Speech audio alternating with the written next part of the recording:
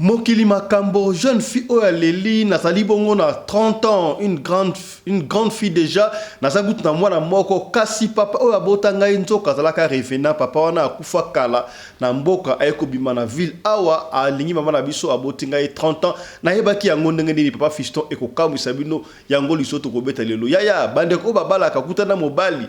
Okuta nega na yemo wondengo wana bobala ni famille za kapi alinga kolakso famille te ya tutara attention masolo otorobeta pe penya kabino yango le soto kobetela yo lelo na République démocratique du Congo précisément na commune ya Kasavubu bandeko SNEL botala kuna câble ekwei ekang na courant ekweli mituka batu ekangi ba porte ya mapango ya batu moyen kutu batu bima ezate yaya to yebela batu SNEL ba compte SNEL est-ce que Bosali musala amino bien, to bosali mabete. Ndeko oyo aleli ya kosakana te. Tala neti likambo isami na Kasavu tala.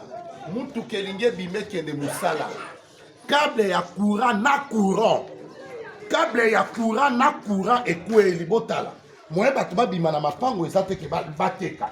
Pe eza na courant. Eza na courant sorte na kwana déjà zo binisa moto. Oji c'est to kende boiti wapi na mboka. Soki to lobby bolingi pe to lobate. Tozali bongo na ba publication ya ba examen d'état ba résultat kasi ba na ba barake kozwa na examen d'état tezali fin du monde te soki ozuite na épreuve liboso ya bandela kaka mbala sima okozwa epesi pasi mwana mbali oya ozuite na examen d'état kasi amati bongo na câble ya courant ami boaki na se akuna ba ya kufi po ozuite na examen d'état o esprit de mort to ndeko pasi tokozongela encore na émission ya lelo. Joli coup de filet, bravo à toi, député national Alfred Maïcha à Tebongo, à Lei Nui, Lei Moutakala Denga Lobaka, 3 ministres, il y a gouvernement Samba Lukonde de 3 warriors, à la personne de Adel Kainda, Antoinette Nsamba et Nicolas Kassadi, 3 ministres ont des contrats na compagnie moko ya Émirats Arabes. Kuna basina contrat basina ki wana ezali clarté contrat wana ezali ko bénéficier pour la République démocratique du Congo te kasi pour na bapaya basina contrat na nini est-ce que là qui opesi makambu aussi makambu bravo à toi cher député ba député a besoin na montagne landa que la société Primera et la République démocratique du Congo créent ensemble des sociétés Primera RDC, 2 sociétés Primera RDC, l'une Primera Gold pour l'or et l'autre Primera Metals pour le 3T. Mesdames et messieurs la presse, il s'agit d'une mafia organisée. Pourquoi? Chaque société Primera n'apporte que $20,000. Je dis bien $20,000. Primera Gold, $20,000. Primera Metals, $20,000. Et dans les $20,000, la RDC apporte 9,000 et la société Primera n'apporte que 11,000. Mais à cause de $11,000, les 3 membres du gouvernement accordent un monopole pendant 25 ans pour l'or, pour le coltan, pour la cassiterie, pour le cobalt, bref, 3T pendant 25 ans. Bana Djobour, Bana Dirban, Bana Cape Town, Bana Paris, Bana Bruxelles, Angola, Kinshasa, monde entier, Afrique, Mobimba. Babito s'abonner massivement na Lokole TV. Webi Lokole, tanga kara na village ya iso likambo na mboka baole lisa. Ngiri Lokole, mokonza mboka na meeting ya koloba. Na ebisi bino pona ba vidéo du jour na bino, pona ba théâtre, pona ba émission na bino, pona information ya mboka na biso communauté congolaise union sope Afrique.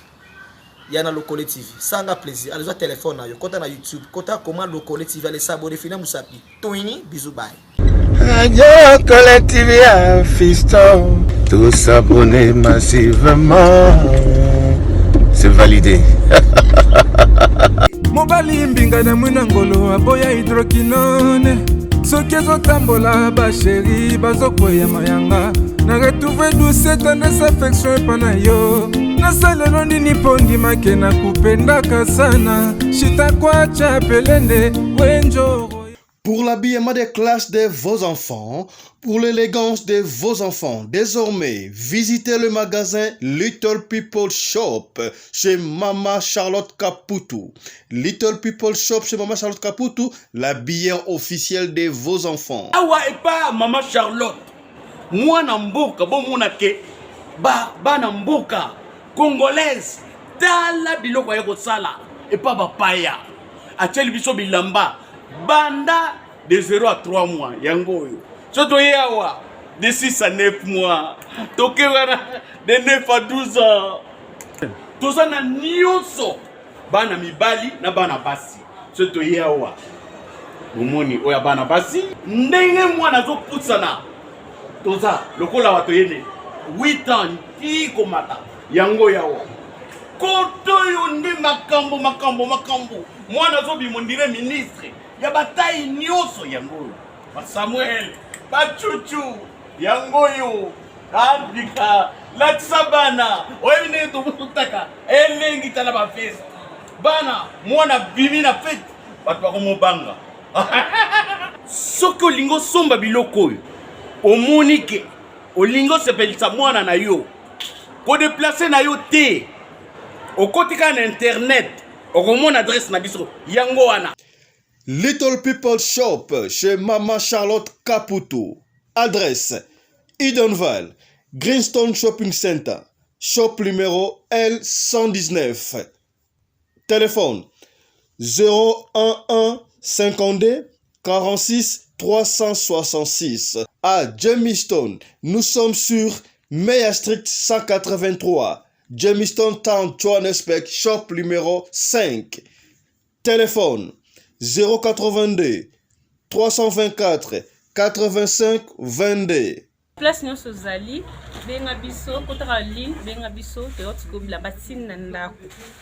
Little People Shop toza na bilamba ya bana ya qualité olingi osomba kota na website na biso retrouver biso na Facebook toza online pe soko osoma partout na Afrique to délivrer bino na ba courrier na biso préférence ya malamu ya original. Donc, c'est la livraison à domicile. Little People Shop met à votre disposition l'achat en ligne. Allez sur Tekelote, tapez Little People Shop. Choisissez l'article de votre choix. Il vous sera délivré jusque chez vous à la maison. Mais aussi, allez sur Zando, tapez Little People Shop. Choisissez l'article de votre choix. On va vous le délivrer jusque chez vous à la maison. Visitez notre Facebook page, Little People Shop. Little People Shop, ya biso moko. Little People Shop, ya bana mboka. Mbote na bino bandeko balandi ya radio loko télévision bisika nyos tubuzwami. Merci na confiance pe fidélité bo pesaka na programme oyo radio lokole masolo et pas pito kutanaka pona kobeta masolo ya makambo sali koleka bongo na communauté na biso africaine en général, particulièrement ya biso batu ya mangala comme na ngai Fiston Pelende tata ya Sedek ya na ekutra mutuna et comme fréquent makambo oyo ba le revenant bato ba ozonga. Est-ce que eza possible soki mutu akufaki azongi na muki abota bana bakola bana bakozala batu to baza ba extraterrestre pesa biso na commentaire tikela biso commentaire wana toyebi ke batu ebele ya pesa biso masolo awa ke bazonga mama oka beta lisolo na Lyon yeguta bota na revenant et conso bana bazali. Est-ce que bana wana bakokola normal to na suka bakoya kosala makamsu to bako disparaître to pesa ga mutu ko swa ya soko to beti lisolo boye et que mo lisolo wana tout soko liko benga biso quand seulement c'est nécessaire, quand c'est important. Kasi mingi tolingaka olie obenga biso to tambula ya ko expliquer tikela biso commentaire parce que ba ndeko ba pesa biso masolo basaka biso ba commentaire na bino soki obengi ngai o ba di ko expliquer ngai ngana ko yoka ngai moko kasi esalaka beaucoup plus important pona mutu oyo apesi solo ayoka conseil na bino. Est-ce que bokomi to tikara ba commentaire olie obenga otie commentaire olobi okoloba la commentaire et la mieux parce que banduke belé bakotanga ko lisole moko pe akotanga yango. Mais quand c'est nécessaire il faut appeler, il y a pas de souci. Est-ce que bokomi ngai komo na ngai Fiston Pelende tata ya Sedek. Voilà, vous ne serez pas dessus pendant moi 55 minutes autres passer yango na bino ensemble. Voilà, Bilenge Kititalo avec papa Fiston Pelende. Tata Sadek combien? Depuis les États-Unis d'Amérique, je suis déjà lié. Radio Lokole Télévision 2. Pour s'abonner massivement. Pour ça, on a une histoire bien. Pour les gens vraiment mis ma leçon d'enseignement, c'est pour s'abonner au CB. Il suffit de s'abonner, il suffit de liker, il suffit de partager. on est ensemble, il n'y a pas de souci avec Papa Fiston Pelende, Tata Sadek, na équipe mobimba, ezawana kaka pona kosepelisa biso, nanga na bino, toza elongo, on est ensemble, il n'y a pas de souci. Tobanda bongo na dénonciation ya contrat oyo mwana mboka député national Alfred Maïcha a dénoncé a bimisi Alain Moutaka nenga lobaka Alain nu 3 warriors ya gouvernement Sama Lukonde d'été 3 ministères yaya ba signé contrat na compagnie moko ya Émirats Arabes compagnie je crois beaucoup quand on a expliqué wana compagnie wana je crois pour 20 000 $, pas mal, 20 000 $, on a le gouvernement congolais, je crois, a été 9 000 $, hein? 9 000 $, on a ceux qui 11 000 $. Alors, avantage aux compagnies, on a eu, signé contrat à 25 ans, avantage aux compagnies, on a eu, il y a Émirats Arabes, et ça beaucoup plus, réduit la taxe na bango. Donc, et pesi ngai mutu ko swanga imbo na ko ba mingi tena ko comprendre ngote ya tozala besoin ba député ya boy yo député au vandi kuna basa ila ko ba jelelo ba yembela ka yo ba yembela ka président c'est ça ton travail oh travail à député essayer ko fouiller boy ko luka comment est-ce que mbogo etambola boy pour na o éveiller ba tu conscience est-ce que bokomi ya tu ya ba député ni to voter to ya ba député to voter tala ba député o tala ba iso bango mwana mboka Alfred Maïcha Longoni na yo ndengo de découvrir ce makambo ya boy l'histoire cachée oyo ba la c'est qui kaka ko chichoter ko flatter diale le président Fachi bon ça la ta moko ya balongate tala ce qu'il faut faire mais yo peuple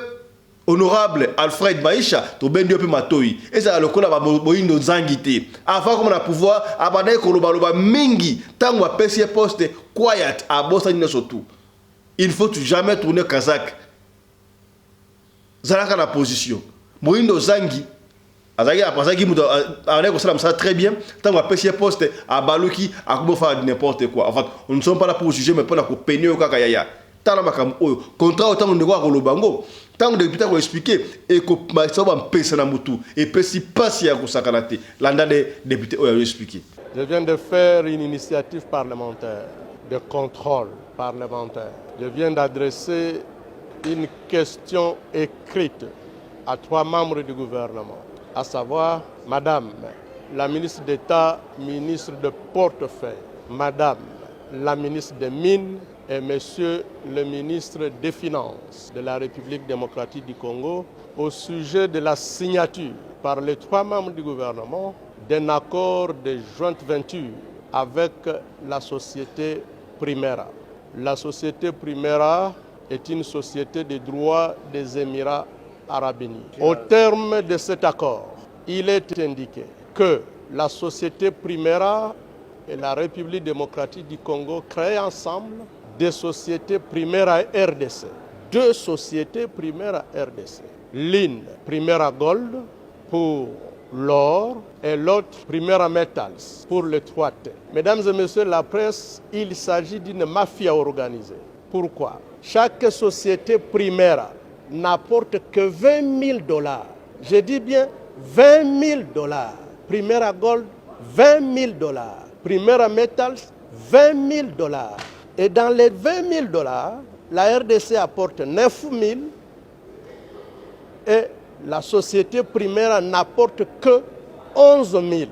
Mais à cause de 11 000 $, les 3 membres du gouvernement accordent un monopole pendant 25 ans pour l'or, pour le coltan, pour la cassiterie, pour le cobalt, bref, 3T pendant 25 ans pour toutes les provinces du Nord Kivu, du Sud Kivu et du Maniema. Mesdames et messieurs, c'est inadmissible. Maintenant, en termes d'obligation, la République démocratique du Congo s'engage à engager la société Sakima, qui est propriétaire de tous ces gisements, à signer un accord avec la société Primera pour 25 ans, en sorte que, à raison de seulement 11 000 $, Primera soit la seule société à pouvoir commercialiser l'or congolais, soit la seule société à pouvoir commercialiser le coltan, le cobalt, la cassiterite pendant 25 ans. Et ce n'est pas fini. On accorde à la société Primera un régime fiscal privilégié, plusieurs exonérations inédites, et là où elle doit payer au taux de réduction scandaleuse. Rien que pour le coltan, les sociétés congolaises et entités de traitement congolaises payent 12% de la valeur de chaque marchandise, du moins de la cargaison des minéraux, à l'exportation. Là où les sociétés congolaises payent 12%, Primera ne payera que 3,5%. Nous avons calculé uniquement pour le coltan, le Trésor congolais paye 80% de ses revenus. Au cours des mois, à voir le flux, nous perdrons 500 millions de dollars chaque mois pour les 3 provinces et pendant 25 ans. Nous avons donc dit que c'était inadmissible. Nous avons posé la question aux membres du gouvernement concerné parce que, comme vous le savez, le régime conventionnel a été abrogé par le nouveau code minier. Aujourd'hui, nous sommes sous le régime légal et toutes les sociétés sont traitées de la même manière. Le président de la République dit, et avec raison, vouloir créer des millionnaires congolais. Ce n'est pas en accordant un monopole immérité à une société étrangère que nous allons créer des millionnaires congolais. Ce n'est pas en accordant des exonérations illégales à un étranger que nous créons des millionnaires congolais. Et enfin, ce qui paraît scandaleux, en ce qui concerne le règlement du contentieux, les 3 membres du gouvernement ont renoncé au privilège de la souveraineté de la République démocratique du Congo. Je n'invente pas, le contrat est là gelé. Vous allez même le publier. En ce qui concerne le contentieux, les 3 membres du gouvernement mettent à égalité la RDC avec une société privée en disant que, en ce qui concerne le contentieux ou l'exécution des décisions arbitrales ou judiciaires nées de cette convention signée, la République démocratique du Congo n'invoquera pas son droit à la souveraineté, ni des immunités y attachées. Ce qui revient à dire qu'en exécution d'un jugement produit par Primera, nous pouvons nous retrouver avec le palais du peuple saisi, les comptes du trésor public saisis, le palais de la nation, des immeubles, les symboles de souveraineté ne sont pas protégés. Disons que ce n'est pas normal. Ensuite, comme vous le savez, la société Sakima, à laquelle les 3 membres du gouvernement enjoignent de signer des contrats de jointe venture avec la société Primera, cette société a déjà signé des contrats de même nature avec des sociétés de droit congolais, lesquelles sociétés ne sont pas disposées à renoncer à leurs droits. Ils viennent de faire des déclarations. Il s'agit de la société Amir SARL, CDMC SARL, Stone Mining Company SA. Totika kaka na ville province ya Kinshasa sika boto kende beaucoup plus na commune ya Kasavubu epai wapi bazo interpeller bandeko ya SNEL. Nandeko ya SNEL ba câble ya mlese bosa entretien nango câble ya courant ekwei na courant s'il vous plaît ekwei likolo ya mutuka bate ekwei na veni ekangi ba porte ya mapangu ya bat na courant bebe ke ba gri ba porte à portail za kama bende moye ba tuba bimela te su ba courant partout tala danger wana bino ba konti ya SNEL. Est-ce que bosala ka ba entretien te et pe si passe ya kosakana te na ba député ya Kasavubu bozali wa pikoto wana yaya mbala obo voter pour ma polote bozala mayeli tala ndeko oyo prophète Jérémie aleli likambo oyo landa nazo senga tant tozoloba makambo ke mboka ezozanga mibeko na bato mokonza mboka za kotia tala neti likambo isami na Kasavu tala mutu kelinge bimekende musala câble ya courant na courant câble ya courant na courant ekweli botala moye bato babima na mapango ezate ke bateka pe ezana courant ezana courant sorte na kwana déjà zobimisa moto au juste to okende boeti wapi na mboka soki to lobi bolingi pe to lobate to sala pe lokote soki banoma bino na SNEL banoma bino na mitwa SNEL pour no manipuler peuple te oyebi peuple bino bozo manipuler bayaka bafuta kambongo afati tala ndenge poto pour kalenzela bamitu kamo ekendele o musala ezate. Non, viens me prendre ici. Dans la photo, bami tout comme qui est en plus courez ça. elingi eboma bato na ntongo oyo mama ngani atelemi atala na biloko akoteka awa epanzani landa ngai bakonzi ya SNEL bozalaka na conscience to bozanga conscience mpo na okata bato courant boya bato ya liboso mpo na oyo okosa baprix boya bato ya liboso mpo na komema bafacture bato ya liboso mais mpo na ozwa soi ya peuple etali bino te soki ebomaki bato awa tafasi bodedomage mpe bafamille wana te SNEL ededomage te botala ya boye courant ezali landanga oyo porte ezali moye bato bakota eza te moye bato bakota eza te ezobeta nasengi na urgence ezali na Kasavubu na Christ Roi direction Birmanie avenue Kimbola soki bokomi na Légion Pire 7e avenue Kimbola direction Birmanie bakonzi ya SNEL opanzela bino video oyo mokonzi ya mboka longola nanu bango ezobakura ezoboma bato jour sur jour tosuka wapi na bakonzi conscient ya SNEL après tant toloba botindela bato babibembe banga kopola te bakonzi ya SNEL bo échoué na préféré Régis des eaux baza en ordre bakonzi ya Régis des eaux baza sérieux directeur Régis des eaux trop sérieux oyo alandi ye trop sérieux SNEL na mboko ezosala eloko te tolala molili oyo mokonzi ya mboka abetisi ete likolo ya biloko wana bato tosuka api journal lelo mituka moyebi meza te topandi video oyo Nzambe apambola Kongo afaci mais bolongwela biso bakonzi ya SNEL au Mexique totikala kaka na ville province ya Kinshasa kaka makambo ya courant ya SNEL oyo kasi tolobela bongo makambo examen d'état ya kopesa yo pasi baparent bobendaka bana matoi toye koprofite soki mpe mwana azali na 5e de humanité azali na examen d'état tindela bango émission oyo pape ezopesa pasi yaya soki ozwi te na examen d'état elakisite ke ozali mayele te te ezali épreuve okozala no mayele tomonaka yango te obriaka na classe ozwaka ba 70% ba 80 mais jour examen d'état osali boye obimi na 55% tobimi na 51% yaya eza fin du monde te ezali épreuve eza mpe lokola na kelasi ntango babakandeko abimi le premier soki obimi le premier elakisite ke oleki bato nyonso tu te oleki bato nyonso tu te mais babimisika wana parce que ozalaki mutu ya yambo napesa yo exemple soki bato mibale baza na 70% sikoyo bakotala nani komona eza liboso oyo komona bayina na A nde bakotia libuta liboso oyo eza na B akoya deuxième position to mitungisamaka te yaya epesa yo pasi te soki ozwi te l'examen de tambala oyo zela mbala ya nsima okobandela bongo okozwa jeune garçon oyo aya mwa totola image ezali te kasi soki olingi image tokotindela yango na privé ye ntango azwi te l'examen de temps na publication oyo amati likolo ya courant poto ya courant amati kuna amibwaki donc amizingisa esimbi te amibwaki akoye na veranda ya panzani akosakala te toyebi te soki akufi to akufi te soza basa image wana tokotindela yo kopesa yo pasi ya kosakala te kaka bakaba examen eta oyo ndeko baimage yo circule na réseaux sociaux na Lubumbashi kosepela ndeko oyo azwi te ake komiboma kasi ndeko moko mpe susu na Lubumbashi ye azwi examen d'etat kosepela eleki ye na copine ye baosekola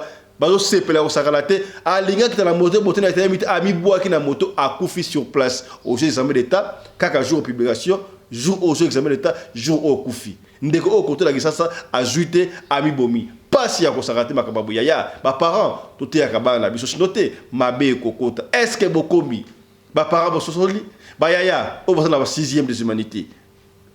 Est-ce que vous commis? Et ça fait de monter. Force à toi, force à vous. Ceux qui ont aujourd'hui, ça a la confiance à vos parents, ça a la confiance à l'école, ça a la confiance à la kisi. Prochainement, au collègue. Est-ce que vous commis? Bayaya. Boyoki, c'est que bien. Avant de mettre le solo, on a passé en revue dans les réseaux sociaux, on a mis les cambu. Oyo.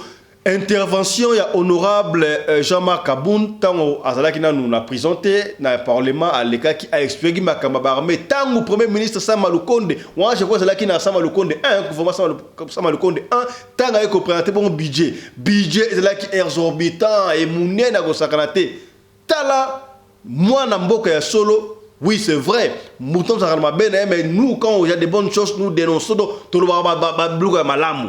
Pour tirer quelque chose pour la population d'Abisso et yo comprendre donc nous yaya tout ça la période d'élection tout banda ko makami ya mboka boye baka qui est bon qui est mauvais alors bal comment se pesa makasi Jean-Marc Aboun ton atali yango wana mais comment possible budget makasi boye budget oyo boka ko tshela e munene ko le ko budget armée comment armée na biso budget ali mukie mais bo aussi ba budget belé na biloko zanga tina est-ce que le loyo soki vraiment armée et comme na budget malamu ba soda ba ko za mbonga malamu croyez-vous que mutu akolinga ko kima armée ndenge bo ali albo officiel ni na kolinga mwana na ye akino kota armée bo kolinga te mais on va payer belé tout le monde a commencé que le bane ya mikonzi ba kota armée avec fierté avec orgueil pas que kuna salaire za malamu ba avantage rozala pourquoi ne pas faire ça chez nous chama kabuna c'est pas que le discours na yoana na parlement ya to kobeta na osika boli solo le solo o ezali vraiment molaité ezali nango mukuse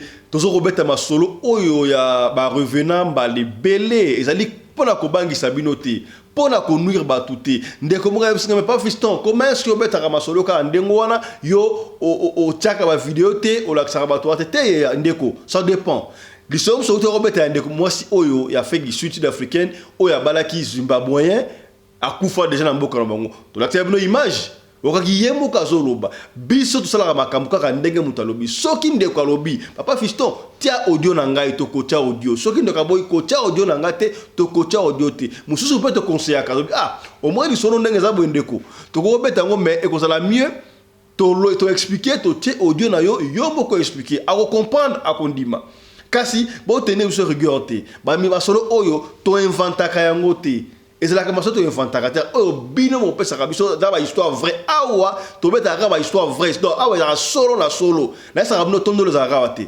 mange za la rawate avocat za la rawate li tongete solo to beta ka yango pona ko nuire te ya mais plutôt pona ko sunga kaka bandeko est-ce que bokomi peut-être que comme na masolo oyo ezali lokuta ezo intéressé te po e comme la famille na yo te ya makambe ko mara na ba famille ya batu makambe comme la rabatu okomona lokola maseki soki eza pa na binote okomona lokola ba G soki komi pa na binote mais tant que comme la famille na bino là que vous allez comprendre et c'est la kande joka boy est-ce que bokomi c'est que bien et on a cinq à chaque fois to partager ma solo ya partager ma solo pour to sauver ba vie mususu so que intéressé oté mais ko intéressé de que moko songolo et sikamoko pakala. Alors nous profitons pour faire un clin d'œil à notre sponsor Michael Josh depuis les États-Unis qui continue à nous faire confiance jusque là. Grand coucou à toi Michael Josh et je vous recommande bandeko to que de bon on a site to somba article au son besoin et pas ya Michael Josh ba kwa ko tikela yo tinanda kuna yo soki o futi impôt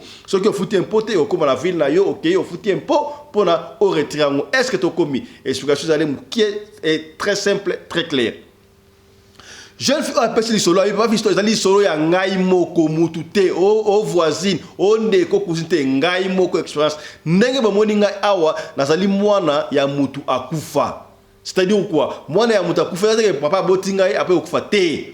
Papa na biso avant bota ngai akufa. Papa fiston ngala na 30 ans déjà. Moi si à 30 ans, non les jeunes filles à 30 ans, mais papa o ya bota ngai akufa ka déjà ça fait 30 ans aye kozonga. Ya toko situer une ville réalité pour ko bomba dignité ya de quoi pesi solo pour ko bomba valeur ya famille na bango mais toko expliquer yo na pesi exemple lokola papa na bango akufaki lokola na Kinshasa vous comprenez akufi na Kinshasa déjà mais 30 ans passé tant akufi na Kinshasa lelo malamo ka ko par exemple lokola na Congo Brazzaville kuna akutani na mama na biso abali mama na biso baboti ngai ye jeune fille yango ya entre parenthèses on a les choses très bien to ko pene bino ba mabala mingi to kuta na balibanda l'étranger boye ozaki na France na Belgique na Suisse na Hollande na Norvège na Luxembourg les États-Unis partout ya okuta na mobali ga boye olingi mbala moko ale amour fou bobala ni pe bako ba mariage libanda qui parla ngote bokeka pas l'état bobala ni bobala président bata quartier pe feti yango ta mboka bana bana tilbanda te ozu papa moko mukolo walo baka bien papa la lo baka bien to que louer bolu papa moko lo baka bien maman moko lo baka bien bo sangani boke ko bala mwasi ya bato bozu pe mbongo botinda kisasa ya salaka attention comment mobali yo bala famille yo yebite so tuni bandeko na yo aye bisa ko bandeko na ye mais to mona bango to sola bo sola raté lokola pe mwasi ndenge moko ya ezaka pa na mbali te zo penyo kaka est-ce que bokomi Yo pena bando bala mobile na yo pena vana ndako na Paris na France na Belgique na Luxembourg na Afrique du Sud na peut na Angola wapi na Congo Brazzaville. Comment est-ce que yo mona ba parents bal na otendengeni? Oui, c'est vrai. Ba ko so ba parents ba na Afrique, to ba parents ba na Congo, ba esika boy. Ah, ya ta ko so na bango te. Est-ce au comité? Au comité hein? Faut to komaka. Ya, ozali émission éveil à conscience to mettre la masolo oyo pour na ko nuire ba tout mais pour na ko penyo kaka o comprendre de venir do kendi. Est-ce que commis? Est-ce que commis? Fungola siko mis. Comment moi sina yo okuta na Europe, okuta na Amérique, okuta na Afrique quelque part, moi si vous allez très bien, moi si très bien, mais moi si na yo o so la famille na monte ngeni. A beta ka so la famille na monte ngeni. Ata beti yango akobeta ngo na masolo neti ya moi kala. Actuellement, alors parce que moi si non manenga le basi ba mande moko. Moi si masolo mingi ya famille na bango, ba beta na rambal na bango. Pour camarade dépendait à moi si bien ça rambal là. Pour faire un bête boye, bon solo, pas écoute pas la chose boye, azo bête ma solo pas na bango. Mais yo siko moi je bête ma solo pas na bango te prendre. Et yo siko qu'est-ce que commis? Na lobité que basi non so bête ma solo pas na bango te, ba ça ba revenante te. Toujours pénieux kaka. Yo mo ça au ça la discernement. Est-ce que commis? Ndenge pe lokola ba papa. Papa fiston njoka papa ça kufa kuna. Ayeko bima na mboka o songolo tupiongo exemple ko la kufuna kisasa ayeko bima na Congo Brazzaville abali pe mwana biso aboti pe ngai tozala kana papa na biso chaque fois papa kolisi biso ndako moko na mamati tango na ko mukolo tango kala ko oksi ba 30 ans papa visto isolo ko ezali ya kalate ya 2022 awa 2022 tango na ko oksi 30 ans na komaki une grande fille na yeko zwa zemi. Alors, na yoko zemi na botipe mwana. Alors, il y avait des moments tant nga na yoko zemi na kela pa mobile na ngai to komeka ko fanda na mobile na nga papa siko atikalaki. Alors, na yoka papa lobaki no azokende mboka.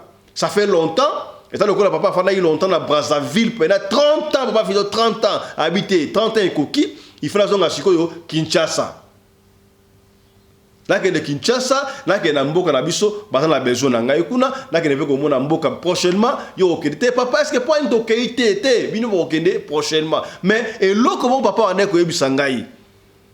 Papa, point to ke to okende na mboka na biso, mboka na ote parce que na ça la peine double nationalité na mboka oyo kotoyo na pe mutamboka kotoyo. Papa c'était et sika yo botami wana eza malamu. To par exemple, le secteur botam na Congo Brazzaville, et ça bien aux Congolais à Brazzaville, ndimaka nationalité wala pour maman na pas ça muta Congo, ya Brazzaville. Est-ce que beaucoup mi? Vous comprenez solo o. Tout ça autant ba kombo pour na ko sauver dignité de quoi pesi li solo.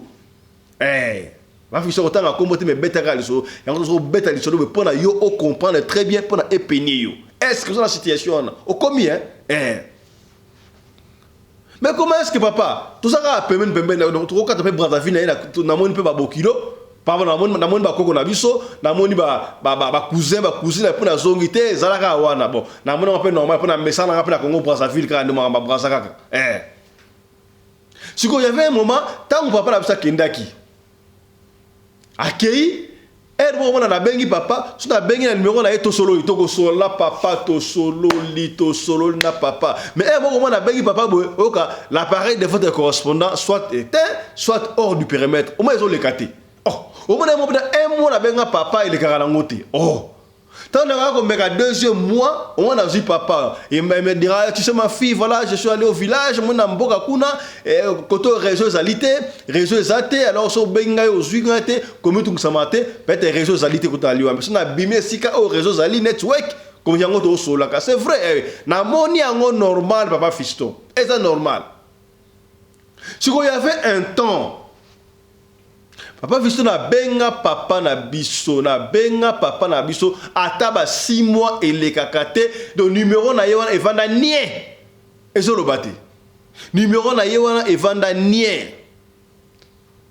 détail moko na ko pesa papa visto donc papa na biso ba yeko kabwana mama na biso docteur bakabwana ça fait 1 année bakabwani to comment ko fa na papa et puis ngana ko za zemi na ngana ko fa na pa na mbali na ngai konso papa très quoi yemo ndemo wana même papa Alexa inga camarade na imoko boyi Alexa camarade do kala no Et pourquoi papa le bara non, pour papa ça conseil. Vous allez avoir un conseil, bon solo, non papa un jour je vais mourir, je ne serai pas là. Ce qui n'a zate, bon tout na camarade nanga, oh makambe bele makambe, Alexandra muninga na imoko boy. Alors la kipa nanga, ça fait 2 ans, 3 ans passés le mois ndengwana. Je crois pas 2 ans passés. Alors tant que ça que papa na biso, na soko mona azo phone na ezo le kasute, numéro de vandinier. Na bana ko s'inquiéter hermoko. Alors, je me suis rappelé un jour, soit un jour, mon a été consulté pour envoyer, benga camarade nangai, ya ebineni a consommer tout ça ko ngai. Oh, na se rappelé, oui. Papa fiston, na kenda, nanda kuana sika papa la saki ngai. Na kota na tuna, bonjour, ah boni papa, apesa ko na papa ki ngai na zali, oh papa ki ngai ni wat. Te papa mo kaya camarade papa biso boye ko sabi tratenga ko mo na bi mais papa on a kufa ça fait 2 ans déjà. Ah akufa ça fait 2 ans. En tout cas merci sorry. Na okima wana kei. Papa fils na mona ki normal. Papa présentanga e kala ba 2 ans be passé. Mais papa la biso mo akufa ça fait 30 ans. Il va pas fera 2 ans. Donc coïncider. Na mona normal na kenda pe kuna ta ki prendre ta kufa ba ya pas de poursuite. Na bandi ko s'inquiéter. Souci makasi pour papa na linga yi papa na ngama kasi ya ko sakanate. Na linga ki papa ko sakanate. Sikoyo kaka neza la ka jour mo boy na magasin sur la shopping center la ki ba to beta li solo. Ya mboka oyo papa na biso aza originel. Est-ce que vous comprenez? Le col exemple, papa n'a pas de gisasat, mais la anafa na kin mais ana sikoyo mutu ya ba Congo na Mbanzangungu par exemple. Sikoyo magasi to kuta kiwana ba tu ba lo balete ki Congo, o ba bete ba solo ya Mbanzangungu par exemple. Oh, na comme intéressé. Bonjour bonia, bon ça va congolais ya Kinshasa bon nazo ko solo Mbanzangungu bino za bata ba Congo oh to bata ba Congo oh c'est vrai oh boni ado bino za ndeko papa nanga par exemple avec son oh tala ko non des nazo luka papa nanga ça fait quelques mois ce qui 6 ou 8 mois nazo benga ezo le kate donc 6 ou 8 mois ezo le kate alors na habité à 5 na mboka na bango mboka kuna doki na moyen joindre ezati est-ce que yo sumdo la kuna okoye denga tena mona papa na ngai abi te ngala zalaka par exemple na Mbanzangungu te na Kinshasa mais tante na ngai nde azalaka pena na village na ville wala kuna to na mboka kuna koto lobi oyo papa na yo azalaka oh papa no azalaka fota papa na ngai ngoyo apesi na kombo abi ça va ko sina ko pesa tante na ngai ntala na ville wana effectivement ça ndenge papa fisto apesa fota papa na ngai na ko papa na bimba ye pa zo atinda pa tante na bango kuna atinda pa tante na bango oh sikoyo na fanda ka boye jour moko phone na nga eleli na ba 2022 awa bande osina bango doki na pesa ndi kuna elekaki ata ba 3 ata ba 4 mois na yebite elekaki mo ata na yebi sute papa fisto na mona ka tantine wana benganga pour tirer numéro nanga boni ma chérie to sori ça va mais abi je ne sais pas que se passe là ouais on a yo kipo na papa na bino je ne sais pas et pesi ngai mutu ko soit et puis on mutu ko soit nanga non na pesa ki photo na ya papa na bino na kombo et pas tante na biso tante to tundi kuna ba lobi papa na bino akufa. Cela fait 30 ans déjà papa na bino akufa déjà ah ay papa akufa 30 ans te nga mutu na 30 ans abi me ba ebisi nga papa na bino akufa déjà 30 ans c'est pas possible kutu ba kunda ye ba bosana na tombo na ye kutu nga zali kutu wana dogi na tombo dogi ba bosana soki na tombo kutu do le lungano ba foto se lungo ba botaka 30 ans. Ah mais c'est pas vrai abi na ki cher de pour rubanga kuta esinga bon ndenge kutu zali awa na weekend oyo na kozala patante na ngai na mbo to par exemple quoi na Mbanzangungu kuna na ko kende te pa famille ya papa na bino bakoko na bino oyo kande ba koloba Papa Fiston na yoka chair de poule na banga na mona ngosoki ndenge nini doki na ndima ku tepo talaka na kenda mboka pa na biso te na mona no epesenga mutu ko swa na zelite na la gite na buto na la gite na raisonner mais ngai pena na zali pena mwana ya mutu oya kufa. Est-ce que et ça la maka phénomène nini oyo makambo to yoka ngoka na ba télévision to tala ngono ba film to yoka ngono ma solo njoka za ka solo ngape na papa abotanga akufaka abima susu abotinga pena boy oh est-ce que na sa mutu normal to na mutu anormal. Papa Fiston na tala mwana ngabe mwana ta mutu normal moi presa papa na bango za bakali kamande okoloba ndenge nini okobanda ndenge nini. Papa Fiston na kenda tipa ba mana biso yaki ko lukai boni mama malgré basi bakabona ça fait 2 ans mais papa maman tala makamanga na yoki yo mobile no azamuta solo to mutalukuta o na ndenge ni te mobile na yo ndenge na akufa ça fait 30 ans donc ngande boaki bana ki na botinga bodo nga mutabota inga mutakufa déjà un revenant o na yeso makamona mais tala boe babi oh mama yo pe ofana na mobile pena be pendant 30 ans bata ebele oye ba famu na bango te bana la ndenge nini ya kana lobaki ote asoki ba mikolo mo bafana ya so ya caractère bango so pendeni ba pesa mo pala biso do to ne ofanda chaque fois ndeko esa meto kende to ngono apara na yo te to kende ka so bien awa abane ko éviter kaka est-ce que biko bana mbala kufa et pesipe mama mutu ko soit do moi théoriser ne moi tellement que mama asoki mbala mususu akipango bana mingi te me ngasi ko nde mwana ya papa wana o akufa revenant. Papa Fiston na zonga mutu dogi mutema bien kaka te do na imo on dirait eza susu ngaite. Alors bref tangu tantini wana o esenga okende kuna pa ndeko mwa kenda ba kenda siko pa so disa bakoko na biso wana ba benganga na appel vidéo Alex ngomoni oyo papa ya papa na bino dokoko na mbali yeyo omoni oyo koko na mwasi yeyo oyo bandeko ya papa na bino. Papa Fiston na appel vidéo na mona bango siko munoko ba oloba siko munoko ya mboko wala soki pe kitandu soki pe nini kuna ya bazangungu ngana zoyo kangote siko mutaza interprète siko yo tantini ya ba tantini wana tango basono balanga ndengo wana natino mais basono ba nini ay mais on a espionné basono ba même chose que muto ba wana so papa na so za papa na yo wana akufa bakunda ye ça fait déjà 30 ans en ngoyo 30 ans talaka buta kufi 30 ans do si bo bossa l'esprit siko ba bota on ngani et pesi mutu ko soit.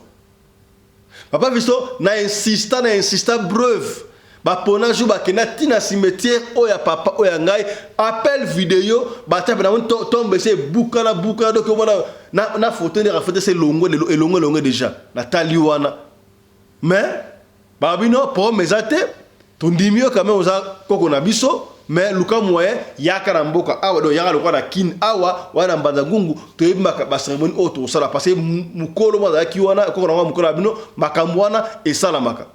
Papa Fiston chair de poule moko na yoka na lala te na koma na butu er moko na zo ko nde voir papa na biso so balande oh na linga kayo kaka oza mwana nga zala kimia eloko moko e sala mate do na zo comprendre c'est comme je suis venu folle moi e pena ebisa papa ya mwana ngai otufana na ezali te donc ngai na ali awa ali mwana ya un revenant Papa Fiston siko neza awa na lokuta na kena papa koko na biso te na so yeba te na kende na yebisa mbali nanga tuna sa nene so mbali nanga akoboya ngai akotika ngai akozala na ngai to ndengeni mama na biso oyo mo abotana ngai na revenant wana o so za papa na biso asa bien na libala na yebite siko ngana sala nini. Papa Fiston beta li solo oyo bandeko ba pesa ngai conseil na zo mona lokola donc on dirait un jour ngapela ko limwa popa mutabota ngata muteko kufa. Est-ce que ce que na limwa mwana nga otira ndenge nini est-ce ko limwa ngai moko na ko limwa na mwana ngai to ko sala mandenge nini est-ce que papa ngo akoya aya ko zwanga to kende kuna pona mutakula to na miyebi susute pasi yaya tala lisolo. Papa Fiston beta lisolo oyo opene batu ba papa ba mama ba comme la situation oyo ngai te soki to boyite Le mariage n'a pas de frontières. L'amour n'a pas de frontières. Et c'est quand on se contente dans mobile na yo to moi na yo beaucoup balana. Mais zoaka soin ya koyeba background. Oui, mobile na monsieur ngana marocain. OK. To ngana congolais à Brazzaville. To ngana angolais. Yemdika oyeba. Ovanda ki wapi? Côté nini? Papa no komena to solo na mandekolo ka mbo solo ka moi si pe lokola ndenge moko. Est-ce que bokomi? Est-ce que bokomi? Bah vous dire comment des choses sont tout ça dernièrement la Kassavou awa jeune garçon moko boye alinga ki film ro la WhatsApp ya Afrique du Sud. Administrateur WhatsApp par exemple Afrique du Sud. Bah kuta la WhatsApp bino ba ko za rabona groupe WhatsApp au monde ral mwana mwasi ozui obandi kolinga. Au monde mbali ona ozui obandi kolinga. Ye alinga fio na WhatsApp na groupe ya WhatsApp Afrique du Sud. Fio na yebisi afara aux États-Unis. Afara aux États-Unis. Basolola pe bien amour ekota ekola nengo sakate fiwana proposé à kotala ye à Lungwa États-Unis à kotala ye a pesa ba adresse na ngone surtout a ko ba pe na flat hotel na monga na flat hotel na Kasavubu buana so Kasavubu so wap matonge so wap ba fa na pe 4 jours est-ce que faut na 4 jours be pas la numéro ba tete sur 6 alors que pas na bino après 4 jours a bi ça va sur la ke pas na biso a kenda pa na bango a tika bloko na flat hotel nyo surtout na ba passeport makamne surtout akele pa na bango wa kuzonga un jour 2 jours ozonga te ti pour tellement moi c'est ça fa na sika ba adresse wana akena adresse wana boye ba c'est même to lo ba kene États-Unis te akufa déjà oh akufa nga sana ba valise na ye awa na ba passeport ya ngoyo te akufa ate aux États-Unis ya toke baka na bidinga linga na groupe WhatsApp au Facebook oyo au WhatsApp oyo o to bakite to penye yo bande ko belé bo fana mbal na ndako wana bande ko belé bo fana na basa ndako ba revenant na ba revenante o ko bate muto ata muto kufa o bate siko kana mituna ya bo ko pena na mituna oyo na si wana siko bano ba bota wana basa bana normal n'est-ce pas? Est-ce qu'un jour va limoka va disparaître ka ma be ko kota ba ça peut ba na belaka donc ngai pesi ngai mutu ko so makambo ba revenant oyo et puis mutu ko so beaucoup la sorte commentaire ba ndeko ba spiritualité très bien botique la sorte commentaire so bengi biso wito solo la mais biso ma trouver ba na lingi ba ndeko no so ba yeba ma spiritualité oyo tera mingi commentaire est-ce que bokomi. Voilà, merci la confiance et peu fidélité bo peut ça radio le coller. Merci na sponsor na biso Michael Josh et Sikazali, mais aussi na sponsor na biso mususu Mama Charlotte Caputo, la dame de fer, à bière officielle ya ba na bino. Si on a besoin ou y a vacances d'Afrique du Sud, là la guest house il y a très bien, benga Mama Charlotte Caputo. Topé monnaie rotanga koto benga Mama Charlotte Caputo. La dame de fer. Merci na Chris Larize Pelende, réalisateur émission Oyo. Yena assistante na ye Winnie Larize Pelende. Merci na équipe Bobimba, ya radio locale et télévision. Coordonné par la femme à la taille d'une tige spaghetti, ni courbure, ni virage, ma marina Umbi Larize Pelende. Voilà. Tokutani prochainement. Yaya, to partager du solo. To partager pour esunga. Bato, vous avez des émissions et veille à conscience. Yo muto la yaya. Oza lisolo ko pesa ozo bomba ponani pesa lisolo na auto beta to ko beta yango soko lingi to tangi kombote so pe to tanga kombo to tanga pona ela musa ba to mususu est-ce que bokomi c'est que bien portez-vous bien santé de faire à tous chap chap et tara Radio Collective Fiston tous s'abonner massivement c'est validé tout le monde Kambuya Mike Josh, bon que compagnie, brand, marque déposée, ya sika, ya mwana mboka, oyo asali pour la kotombo la bendele la biso na mboka ya bapaya. Ya, auquel États-Unis d'Amérique, okokuta pena doki, et c'est que ba classe pena doki, ba brand, hein? Ba marque déposé okuti songolo okuti pakala okuti nani be Mike Josh pe ezali wana na yiko lo baboye bande ko bele ba ali ko benga boso ko benga biso ma pesa biso numéro Mike Josh derrière numéro so le kayangwa bo numéro Mike Josh yangwa ta to lo ba numéro ezali wana bon ko benga oui c'est vrai c'est important ko benga pour ba détail mais ezali ngo simple bandeko site yango wana yo kotigara na site Soko lingi ko somba, oliko ça la commande, y a ba t-shirt, y a ba soulier, y a ba pantalon, y a ba veste, y a nyoso tout yo kotaka na site bandeko. Site ya ngwa zote bino site ya ngwana. Okotika na site wana, donc okota site e ko pesa o boyinde bo moni yo zomona wana. Comprendre? Site ya ngwana, okota na site Mike Josh, OK côté ya ils ont trois barres na droite, il y a téléphone na auto écran au côté on a marché autant libre article ça na kati ba montre ba sapatu ba perpète ba tout petit ba veste pena ba élégance ya ko sakala te nyo surtout au on a besoin ezali wana tout ta griffe wana mboka ko vous comprendre na arrivage ya ba sac ezali obodi sac oyo Mike Josh, ngai nyoso ga radio lokole. Voilà pour la papa, ça qui peut on taper laptop, vous comprendre on compte laptop, donc laptop appareil portable quoi. Voilà, ça qui oyo Mike Josh. Ça qui kitoko boy. Voilà, ça qui Mike Josh. Nyo sorti ko linga kotaka na site wana ko mona yango saki oyo Mike Josh et silika kate voilà na saki bino doki Mike Josh voilà hey ba montre ezali ba montre siko boye yaya to ko changer ba montre le quoi na filmer montre oyo ya Mike Josh et ça ba ya to kata ngona ba sachet o azoki ate ozomona to kata na ba sachet Zokata na ba sachet. Ya to mettre dans le solo to continuer information tire to ba sponsor po ezali non sponsoring mais ezali mwana mboka atomboli bendele ya biso a congolais bapaya ba misusu ba meka ki mesimba kite voilà to attendre ngwa to bonga sachet na sima voilà montre oyo eza waterproof waterproof à l'accident ça dit que montre oyo na la tango boye na ko so ko na piscine na ko kota na mai na koti na mai pena boye na koti na mai montre oyo ekobeba te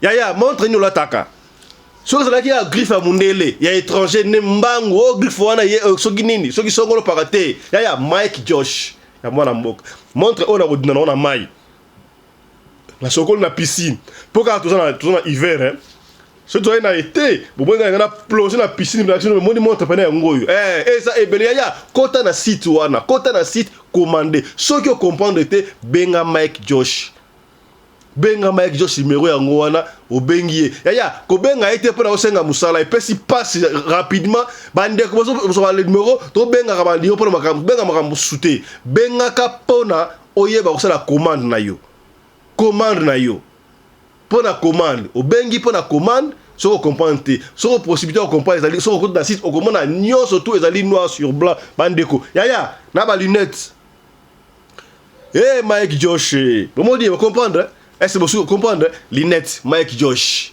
ya nyonso tout o lango besoin ya ko data ezali na Mike Josh atayo moko to supporter te ya biso na bango différence yena c'est pas la ba défilé de mode ba musicien bozali wapi ya nzambe to ya mokili ba pasteur benga Mike Josh soko zuete benga biso na radio loko to ko lakisa o ndenge nini yo benga ko benga yango te pona ozwa ofele na talu mukie kota na site sala commande ba mission so zakala kisasa sala commande to sala wapi sala commande kota na site wa to telio site ya ngwana kota na site tala ba article nyoso tout et puis sala commande na ligne okozwa bandoko oyo déjà basala commande basi ba juju ya bango déjà ba ko témoigner pe awa ya to na ma précision mo mukie pour ba kamu etali ba super wax hollandais na sa gibino Mike Josh oyo azali bongo sponsor na biso na radio de télévision azalaka bongo na actionnaire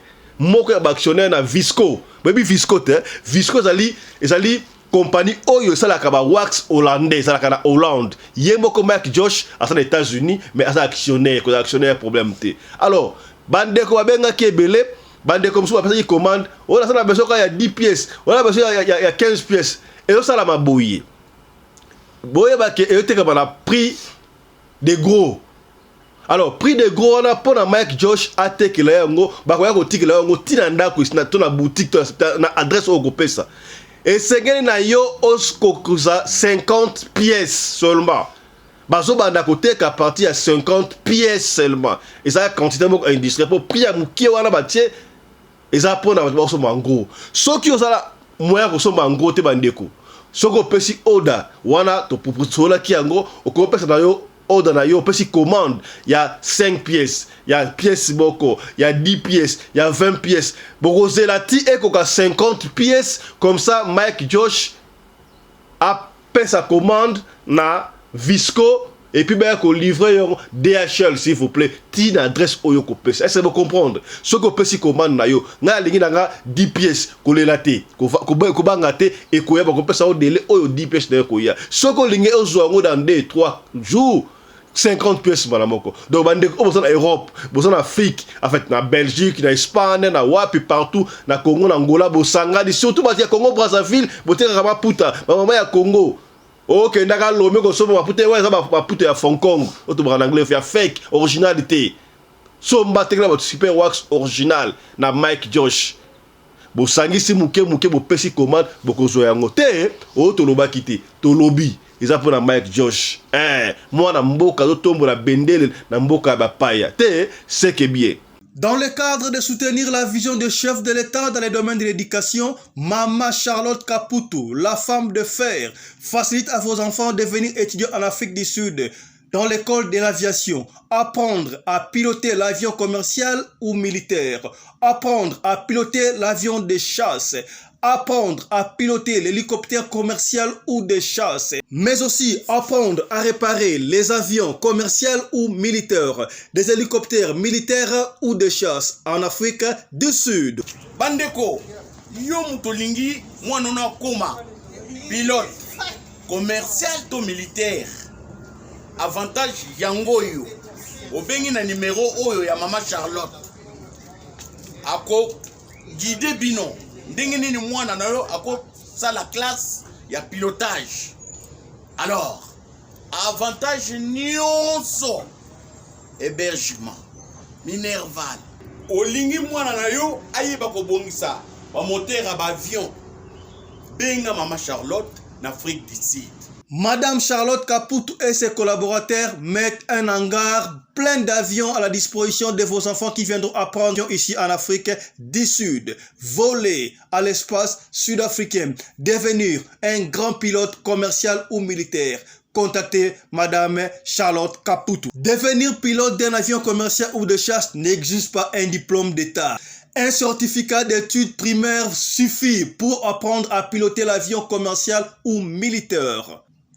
Les appartements confort pour accueillir vos enfants lors de leur séjour ici en Afrique du Sud. Piscine, salle de bain, salle à manger, cuisine, lavabo, tout pour accueillir vos enfants. I stayed here from 1 year ago. People coming from Congo, you're very welcome to come here in South Africa. It's a Mama Charlotte space, very beautiful accommodation. They take very good care of us. Bino batu boyebi anglais te, alobi boye. Grâce à Maman Charlotte, lelo yo ba Tanzanien bazoye kola avion, bazami balé, mwasi na mobali. Et bon bino na Congo. Bozo zela nini? Pour tout contact, appelez-nous au plus 27 82 32 45 522 ou encore contactez Radio Locale Télévision au plus 27 61 88 58 455. Papa, maman, mwana noya koyekola kopusa avion militaire pe commercial, hélicoptère militaire pe commercial, kaka na certificat d'études primaires. Et bongo yozanga, hâtez-vous car les places sont limitées. Maman Charlotte Caputo, la femme de fer, Tokumi Sayondenge Nini. Merci pour l'opportunité, maman.